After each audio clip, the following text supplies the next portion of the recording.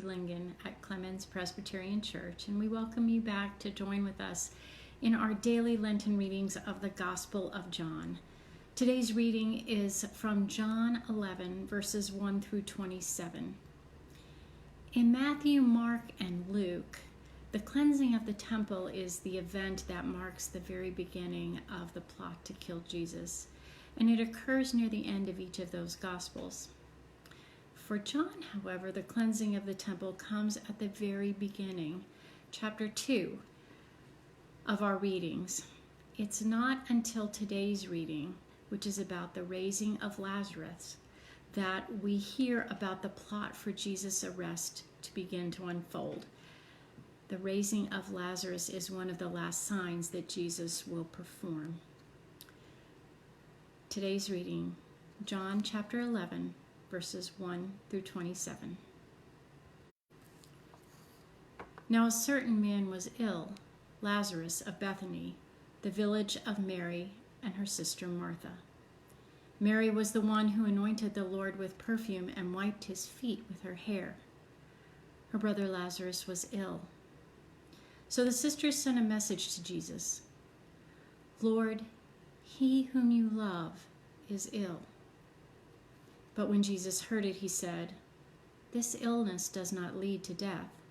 Rather, it is for God's glory, so that the Son of God may be glorified through it.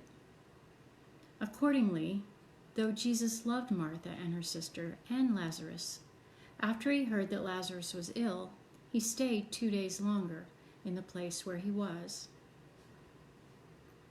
Then after this, he said to his disciples, Let us go to Judea again. The disciples said to him, Rabbi, the Jews were just now trying to stone you, and you're going to go there again? Jesus answered, Are there not 12 hours of daylight? Those who walk during the day do not stumble, because they see the light of this world.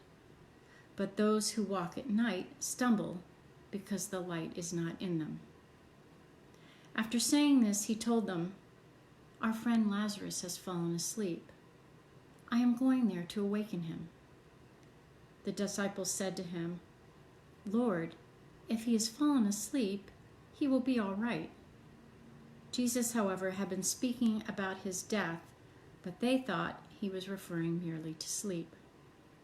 Then Jesus told them plainly, Lazarus is dead. For your sake, I am glad I was not there, so that you may believe. But let us go to him. Thomas, who was called the twin, said to his fellow disciples, Let us also go, that we may die with him. When Jesus arrived, he found that Lazarus had already been in the tomb 4 days. Now Bethany was near Jerusalem, some 2 miles away, and many of the Jews had come to Martha and Mary to console them about their brother. When Martha heard that Jesus was coming, she went and met him, while Mary stayed at home.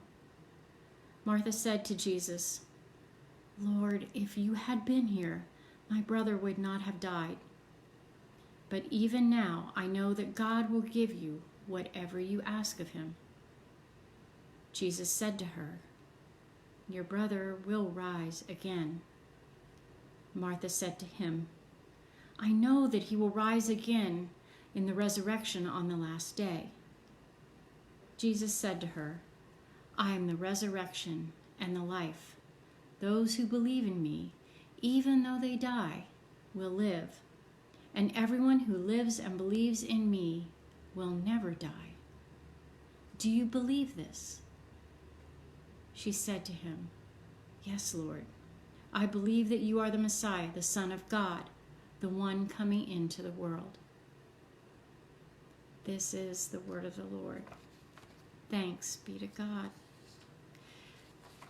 This story is unique to John, and there are several takeaways that we want to make sure we don't miss.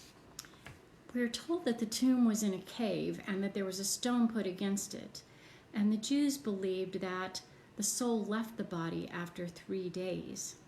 So if we are told Lazarus has been dead for 4 days, it's to ensure that we understand that Lazarus is really dead. Now, also throughout his gospel, John uses the analogy of the Good Shepherd to help his readers understand exactly who this Jesus really is. Like the sheep that recognize the shepherd who calls to them, which you read about a few days ago, Lazarus recognizes the voice of Jesus, his shepherd, calling to him, and he comes out because only the shepherd can lead his sheep. And Martha, well, she seems to understand that Jesus will rise again on the resurrection day. She says that. But Jesus looks to correct her, and he says, I am the resurrection and the life. What is the difference? Well, for the Gospel of John, it's not just the death of Jesus, but the life of Jesus that brings about salvation. The rising of Lazarus gives him new life, a new life with Jesus. And so we remember back to the beginning of John, these words you read early on.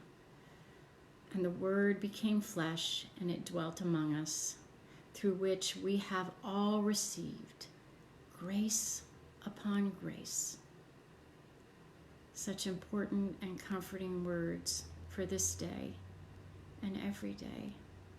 Peace and grace to you.